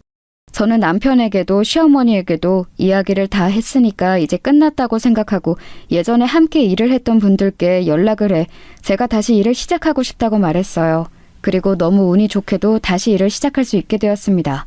그래서 그 다음에 어머님이 또 불렀을 때 당황할 수밖에 없었어요. 저 지금 일하고 있어서 못 가요. 이 일을 벌써 시작했다고? 그때 아직 이야기 덜 끝났잖니. 제 일이 아닌 일을 제가 여태 하고 있다가 이제 진짜 제 일이 생겨서 그만한다고 하는 게 이렇게 어려운 일인지 예전에는 미처 몰랐습니다. 시작부터 잘못된 거였더라고요. 처음부터 그러지 말았어야 했는데 말이죠. 그날 저는 어머님이 부르셔도 가지 않았고 어머님은 전화로 굉장히 화를 내셨어요. 소리를 고래고래 질러가면서 말이죠. 네가 있는데 사람을 왜 써? 그 돈은 뭐 어디 땅 파서 나오니? 아무것도 없는 얘. 그래도 집안일은 잘하는 것 같아서 마음에 안 들어도 참고 며느리 취급해줬더니 네가 지금 주제도 모르고. 정말 이제 하는 말마다 저에 대한 무시가 깔려 있었어요. 너 같은 애, 너처럼 가진 거 없는 애, 며느리 취급 이런 건 말이에요. 저는 이 집안에 시집와서 단 한 번도 어머님이나 형님이 저를 가족으로 생각한다고 느낀 적이 없었습니다. 그저 식모였죠. 저도 군말 없이 하긴 했으니 제가 원인 제공을 한 것도 일정 부분 있긴 하네요. 어머니랑 무슨 일 있었어? 왜? 전화해서 당신이 이야기를 하시길래. 뭐라고 하셨는데? 아니 뭐 그냥. 얼버무리는 남편을 캐물었더니 버릇이 없다는 둥, 주제를 모른다는 둥, 저런 애 며느리로 계속 못 데리고 있는다는 둥, 애 없는 게 복이라는 둥, 정말 할 소리 못할 소리 다 하셨더라고요. 그 일 꼭 해야 해? 그림 그리는 걸 그만두라는 소리야? 많이 버는 것도 아니고 그냥 내가 벌어다 준 돈으로 편하게 살림만 사는 게. 편하게? 당신 눈에는 그동안 내가 편하게 살림만 사는 것처럼 보였나 봐? 아니, 그 말이 아니고. 그동안은 내가 현실을 잊고 싶어서 몸이라도 혹사시키려고 시키는 모든 일 군말 없이 한 거고 언제까지 내가 이러고 살아? 내가 당신 부인으로 이 집에 들어왔지 식모로 들어왔어? 식모라니 그 말이 아니잖아. 계속 살던 대로 살라는 게 그 말이 아니고 뭐야? 여태 잘 지냈잖아. 당신만 참으면 다 평화로운데. 그렇게 말하고는 앗하는 표정을 짓더군요. 나만 참으면 온 집안이 조용하니까 나만 참아라. 남편은 자기도 모르게 자신의 속마음을 이야기한 겁니다.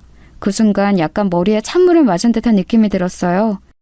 아, 이제 저 사람에게도 나는 가족이 아니구나 하는 생각이 동시에 들었습니다. 그날 남편에게 더 이상 그 어떤 말도 하지 않았어요.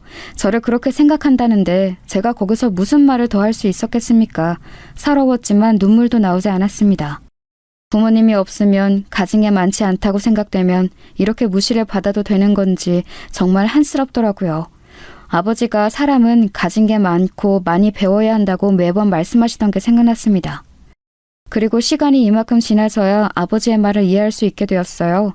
이런 무시를 받을까봐 자신의 방식으로 저에게 그렇게 하셨다는 생각이 들더라고요.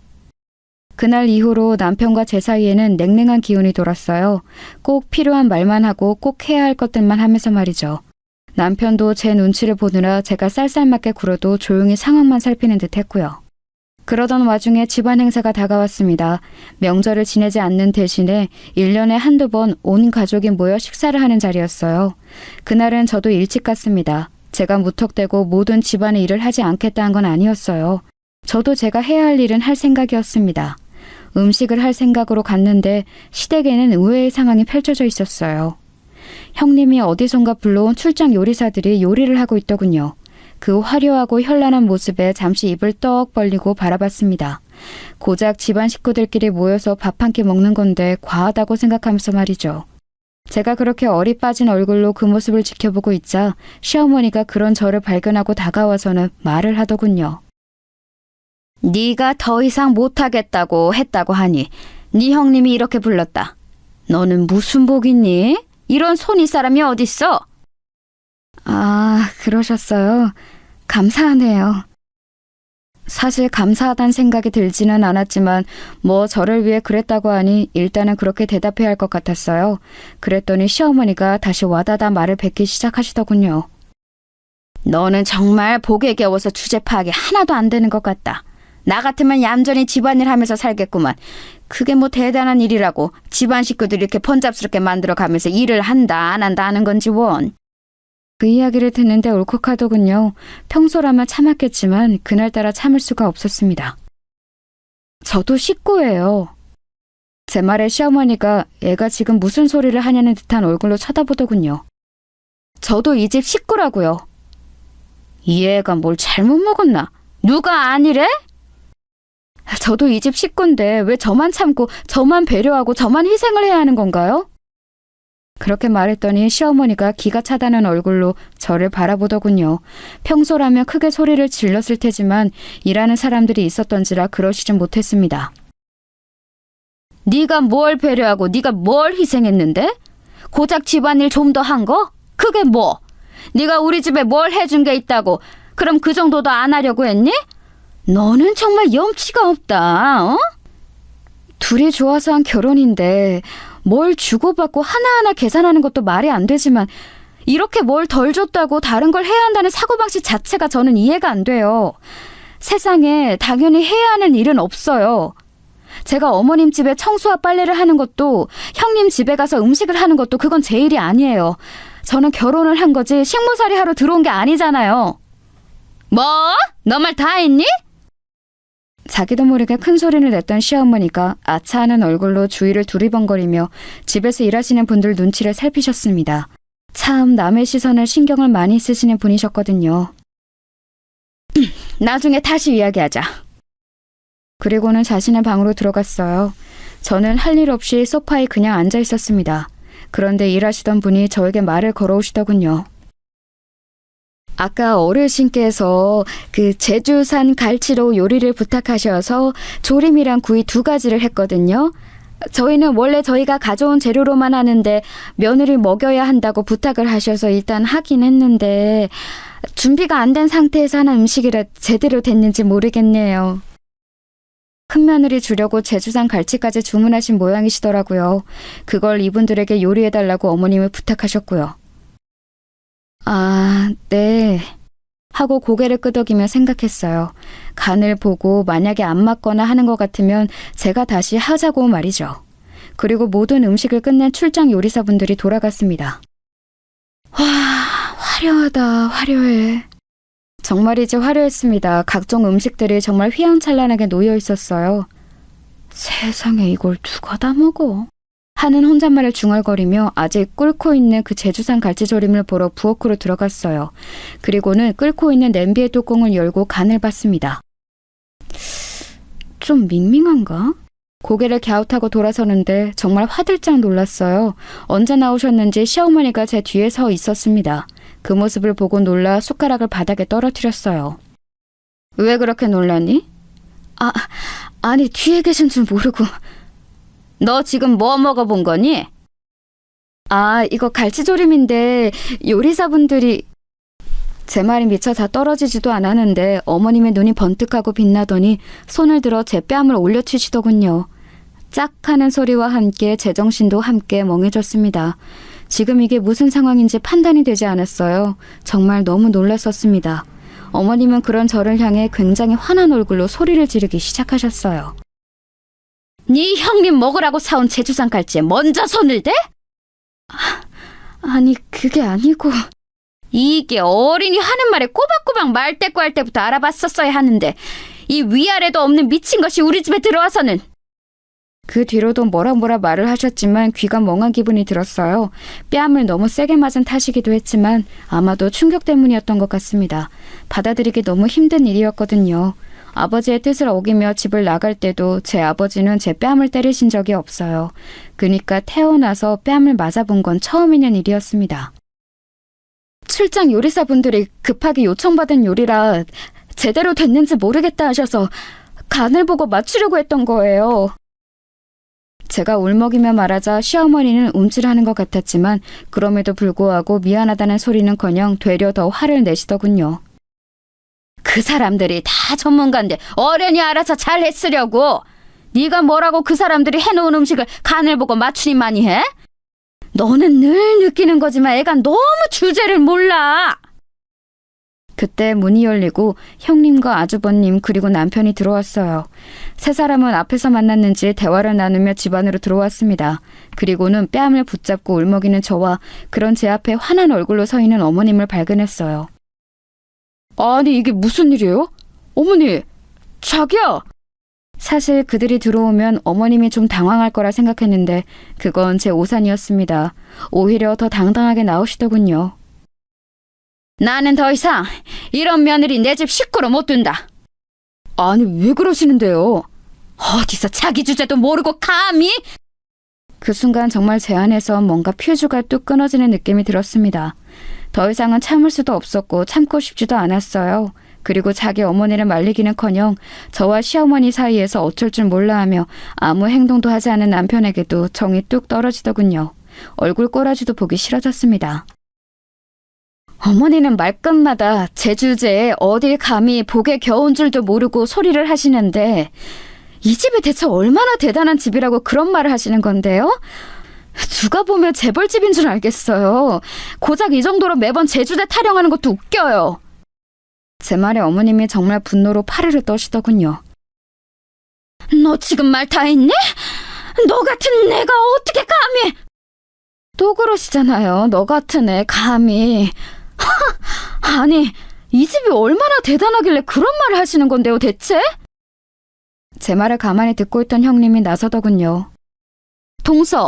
동서네가 많이 기우는 건 사실이잖아. 어머님이 조금 격하게 말씀하셨기로서니 어른이 화가 나면 그 정도는 할 수 있는 거 가지고 동서도 너무한 거 아니야? 제가 너무하다고요? 동서가 먼저 예고도 없이 모든 집안일에서 손을 떼게 한 것도 다들 받아들이고 넘어가고 있잖아. 미리 상의라도 해줬으면 좋았을 텐데. 제가 어이가 없어서 코웃음을 치자 모두가 저를 바라보더군요. 이 집안 사람들은 대체 왜 다들 이 모양인 거예요? 뭐? 제 일이 아닌 걸 그동안 제가 혼자 희생해가며 하고 있었던 건데 그걸 왜 집안 식구들의 허락을 받아야 하는 건데요 대체? 왜 당연하게 그 일이 제가 해야 할 일이라고 생각하시는 거예요? 제 그 말에 시어머니가 다시 한번 제 뺨을 때렸습니다. 짝 하는 소리와 함께 제 고개가 돌아갔어요. 너무 아프고 놀라서 볼을 부여잡고 돌아갔던 고개를 다시 시어머니에게 돌렸더니 벌개진 얼굴로 씩씩거리면서 서 있더군요. 너 같은 애 지금 당장 나가도 아무도 뭘 안 하니까 당장 나가. 어디서 이딴 게 들어와서 시어머니랑 손이 똥서 가는 말에 꼬박꼬박 말 듣고 나고 나가! 제일 충격적이었던 건 남편의 반응이었어요. 제가 맞는 걸 두 눈으로 봤으면서 중간에서 어쩔 줄 모르고 서 있기만 할 뿐 아무 행동도 취하지 않더군요. 정말이지 그 부분에서 이제 이 남자당을 살 수 없겠구나라는 생각이 들었습니다. 동서, 얼른 어머니께 죄송하다고 사과드려, 빨리! 여기는 아무도 내 편이 없다는 사실도 사실이었지만 사람 취급받지 못하고 있다는 게 너무 실감이 됐어요. 재주씨가 아직 현실을 잘 모르네. 그림 그려서 돈 얼마나 번다고 그냥 어머니랑 와이프가 하라는 대로 하면서 지금처럼 지내요. 밖에서 이제 뭘 할 수 있는 나이도 상황도 아닌데. 그만 고집 부리고 좀. 왜 이렇게 사람이 멍청하고 고집이 세? 다들 시어머니 옆에 붙어서 저를 나무라더군요. 누가 봐도 제가 잘못한 게 아닌데 말이죠. 남편은 무슨 이야기를 하려나 싶어 눈길을 남편에게 돌렸습니다. 일단 사과드리고 다음 이야기는 나랑 집에 가서 하자. 자기야. 남편의 입에서 그 말이 나오자마자 오늘 모든 걸 끝내야겠다 생각했어요. 그래서 숨을 크게 들이마시고 이야기를 시작했습니다. 다들 오늘 처음 알게 될 그 이야기를 말이죠. 저희 아버지가 살아계셨을 때 뭐 하셨는지 아무도 모르시죠? 그 이야기를 지금 왜 꺼내냐는 얼굴로 모두가 저를 바라보더군요. 살아계셨을 때 부동산으로 돈을 좀 크게 버셨거든요. 제가 그림 그린다니까 반대가 정말 심하셨어요. 그래서 아버지 돈은 절대 쓰지 않겠다고 다짐하면서 집을 나와서 월세살이를 했거든요. 남편이 무슨 소리를 하냐는 얼굴로 저를 바라보더군요. 자신도 처음 듣는 이야기일 테니까 당연히 그랬겠죠. 그때 이 사람 만나 연애했어요. 아빠가 그것도 참 반대하셨는데 집안이 너무 기운다고 그런 남자랑 연애하지 말라고 말이죠. 시어머니가 지금 무슨 소리를 하냐는 얼굴로 제 앞에 서더군요. 우리 집이 기운다니 너 지금 어디 머리 아프니? 돌아버린 거야? 무슨 소리를 하는 거야 지금? 제 이야기 아직 안 끝났으니까 끝까지 들으세요. 제가 무서운 표정으로 그렇게 말하니 조금 움찔하더군요. 제가 말을 이었습니다. 저는 어차피 아버지 돈 물려받을 생각도 없고 도움받을 생각도 없었으니까 그냥 그러시던지 말던지 신경 안 쓰고 이 사람이랑 연애했고요. 근데 그 와중에 사고로 두 분 다 돌아가시는 바람에 이 사람한테 우리 집 이야기할 겨를도 없었고 좀 지나고 보니 내 멋대로 살고 싶어서 아버지 도움 안 받겠다고 하고 집 나온 건데 이제 와서 그런 아버지 재산 이야기하는 것도 웃겨서 그냥 아무한테도 이야기 안 하고 있었단 말이죠. 당신 아버지한테 물려받을 재산이 있다는 말이야? 시어머니가 그 말에 코웃음을 치더군요. 얼마나 대단히 많이 물려받았길래 이 정도로 당당하니? 우리 집안이 부족한 게 뭐가 있다고? 네가 재산 좀 있다고 이제 와서 그래. 미안하다 할 것 같니? 이번에는 제가 코웃음을 쳤습니다. 미안하다고 사과하셔도 어차피 이제 그 사과 받을 생각도 없고요. 저는 오늘부로 이 사람이랑 이혼할 건데 여기 계신 분들한테 오늘 제 결정을 말해야 하니까 그러려면 이 이야기를 해야 해서 하는 거예요. 제 그 말에 모두가 무슨 이야기를 하냐 하는 얼굴로 저를 바라봤습니다. 아주버님 병원 제가 지금 2년째 월세 안 올려드리고 있거든요. 그거 다음 달부터는 원래 시세대로 올릴 테니까 그런 줄 아세요. 제 그 말에 모두가 눈을 동그랗게 뜨고 저를 바라봤습니다. 대체 무슨 말을 들은 건지 모르겠는 듯한 얼굴들이었어요. 그 건물주가 저희 아버지셨거든요. 지금은 저고요. 아직도 상황 파악이 안 되는 것 같았습니다. 제가 사실 이번 일만 잘 넘어가면 그냥 월세 안 내도 된다고 이야기하면서 다 말씀드리려고 했는데 이렇게 됐네요. 이제는 남들 거니까 재산 정리는 확실하게 해야겠죠. 모두가 입을 떡 벌리고 있는 와중에 시어머니는 도저히 그 말이 믿기지 않는 듯 보였어요. 쟤 정말 미친 거 아니니? 어디서 헛소리를... 헛소리인지 아닌지는 나중에 보시면 알겠죠. 그리고 당신은 내가 이혼서를 준비하면 거기에 도장 찍을 준비나 해. 그러고 그 집을 나왔습니다. 맞은 뺨이 정말 얼얼했어요. 집으로 들어와서 정말 필요한 것들만 바로 가지고 집을 나왔습니다.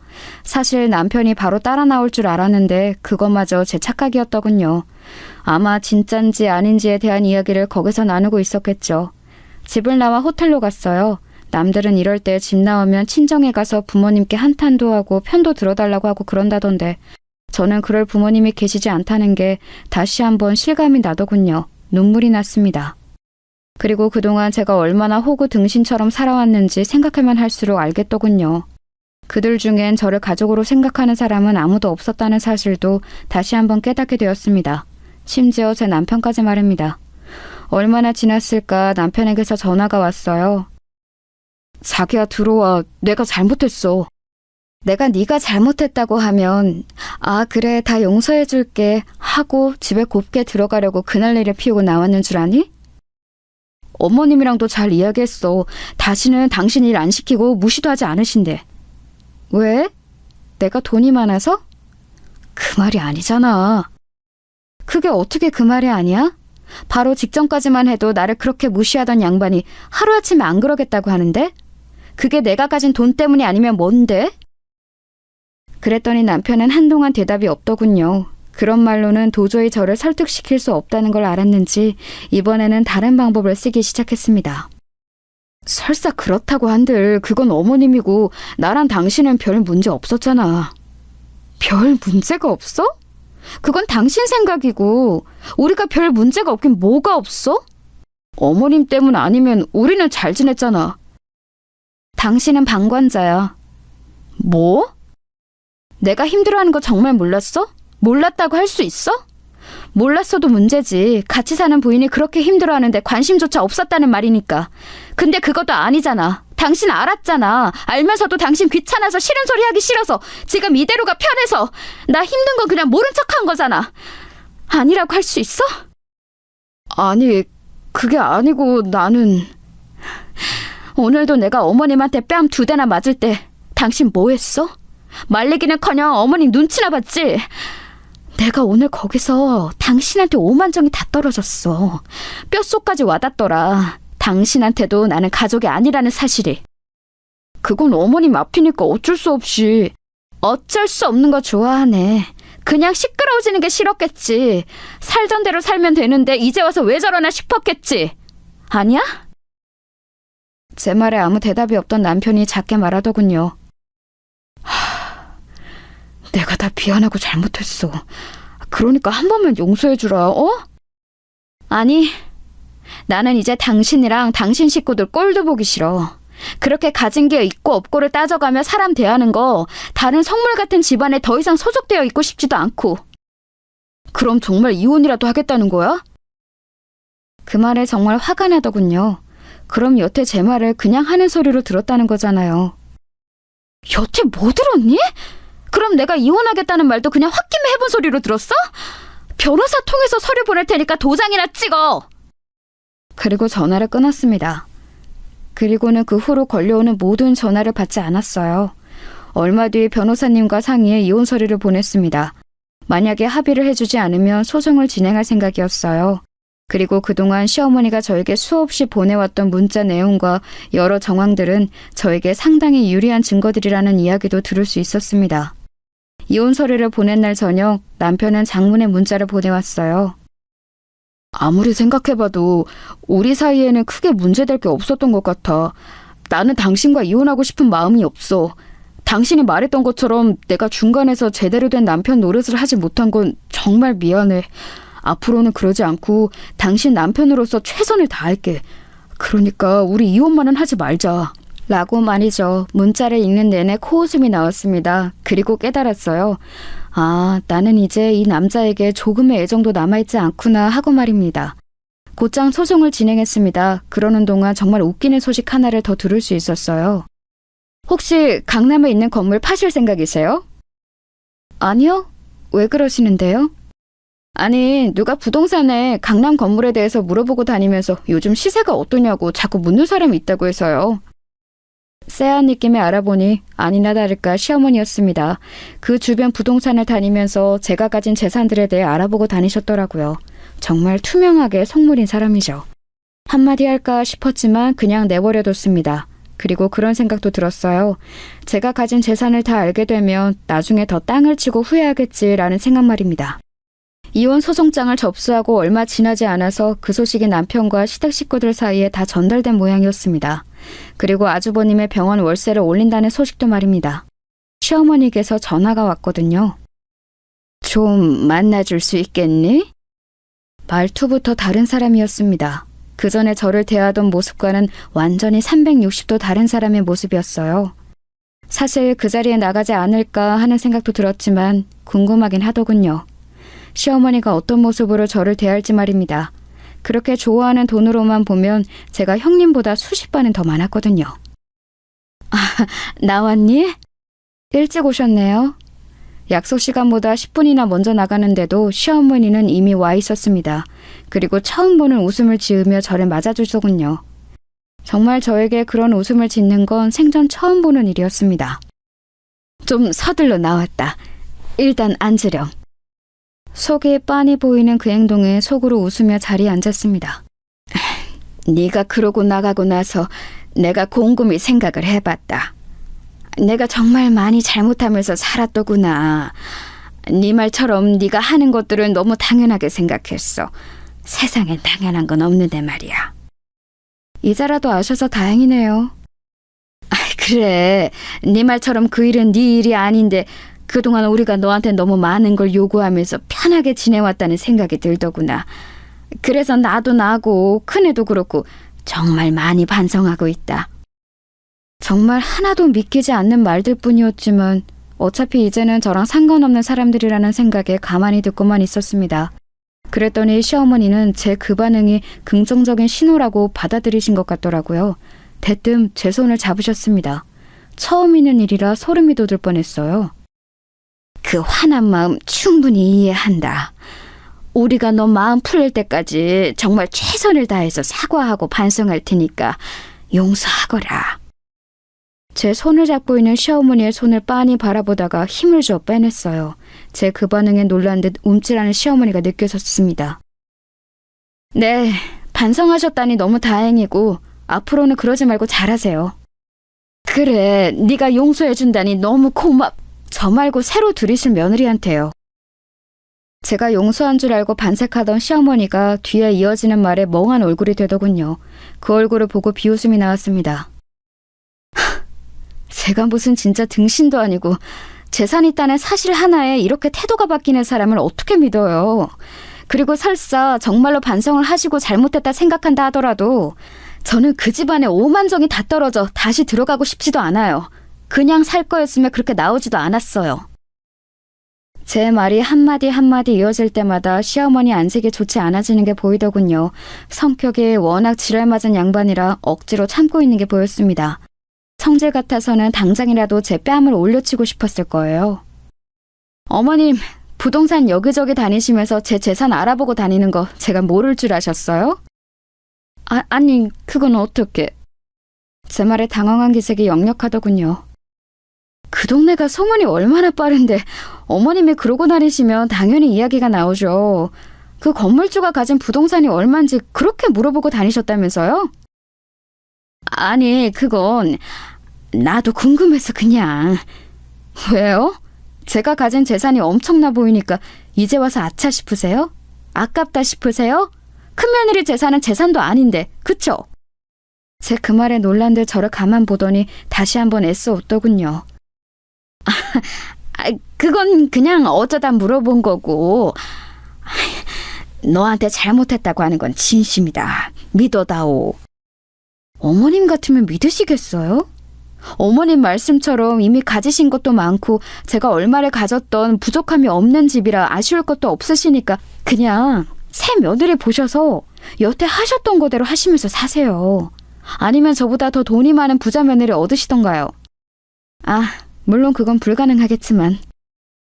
그리고는 자리에서 일어나며 한마디 더 덧붙였습니다. 어머님이 매번 친절하게 문자로 언제 와서 언제 일하고 가라고 말해주신 덕에 제가 소송을 쉽게 할 수 있게 됐네요. 변호사님이 그게 이혼 사유가 되고도 남는다고 하시더라고요. 참고로 제 재산은 어머님이 여기저기 물어보고 다니신 것보다 몇 배는 더 많아요. 그러니까 매일 밤 후회하면서 반성하세요. 마지막으로 그렇게 말하고 돌아섰습니다. 그 뒤로도 남편의 끝없는 설득과 시어머니와 형님이 번갈아가며 미안하다고 연락해왔지만 대부분 무시하거나 흘려들었어요. 듣기로 시어머니는 남편에게 저를 반드시 데려오라고 그러셨다는 것 같았습니다. 물론 목적은 제가 아니라 제가 가진 돈이겠지만 말이에요. 월세를 다시 올리고 몇 달은 올린 월세가 들어왔어요. 하지만 운영이 제대로 되지 않는 탓에 아주버님의 병원은 금방 자리를 빼야 했습니다. 듣기로는 동네 작은 병원으로 사이즈를 엄청 줄였다고 하더군요. 능력에 비해 너무 큰 병원을 운영한 게 문제라면 문제였죠 뭐. 시어머니는 제가 가진 재산을 어디서 들었는지 듣고서는 길바닥 한가운데 주저앉아 땅을 쳤다고 하더군요. 그냥 하는 말이 아니고 정말로 땅을 치면서 내 돈 하셨대요. 진짜 웃기죠? 그게 어떻게 자기 돈이에요? 제 돈이지. 이혼 소송은 저희 승소로 끝났습니다. 넘쳐나는 게 돈이고 그 집에서 뭔가를 더 뜯어내기 위해 감정 소모를 하고 싶지도 않아서 다른 위자료나 재산 분할은 하나도 받지 않았어요. 혹여 나중에 어떤 말 하나라도 나오는 게 싫었기 때문입니다. 저는 보란듯 그 동네에서 가장 비싼 집을 얻어서 살고 있어요. 마음이 바뀌어서 이 재산을 제가 사치하고 놀고 먹는데 다 쓸 생각은 없지만 말입니다. 시간이 좀 지나면 좋은 곳에 쓰일 수 있게 기부를 할 생각은 늘 가지고 있어요. 얼마 전에 꿈에 아버지가 나왔습니다. 제가 달려가서 안아드리고 울었어요. 너무 죄송하다고 말이죠. 가만히 제 머리를 쓰다듬어 주시는 아버지의 품에 안겨있던 꿈을 꾸고 깨니까 어딘가 용서를 받은 것 같은 기분이 들었습니다. 시어머니는 아직도 가끔 다시 합칠 생각이 없냐는 문자를 보내옵니다.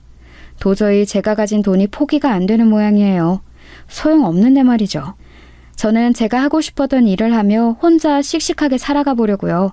그러다 좋은 사람을 만나게 되면 다시 이번에는 제대로 된 가족을 만들 수 있는 날이 올 수도 있겠죠. 제 긴 이야기 들어주셔서 감사합니다. 여러분은 저 같은 실수하지 마시길 바래요. 뭐든 있을 때 잘해야 한다는 건 말입니다. 그게 부모님이건 또 며느리건 말이에요.